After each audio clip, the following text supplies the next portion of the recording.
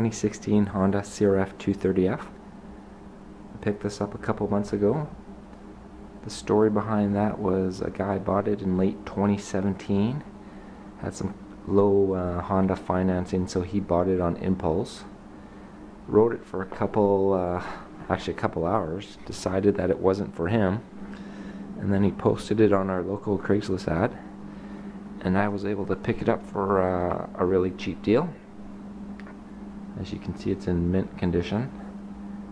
The only thing that I've done to it so far was I've added some handguards, bush guards from Rocky Mountain ATV.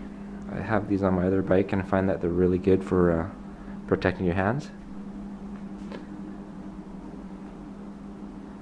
What I'm going to do next is I'm going to replace that smaller plastic skid plate with another one that I picked up from Rocky Mountain ATV, and I got a Works connection skid plate.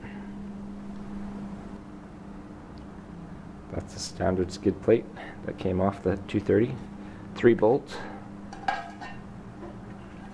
Here's a comparison of the one from Works, size difference.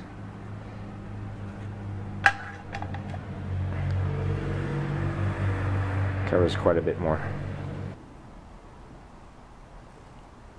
Okay, I installed the skid plate, and as you can see, it goes back a lot further.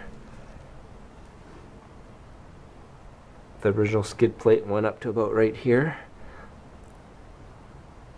It took about 10 minutes to put on, 5 bolts with a bit of Loctite. Very happy with it.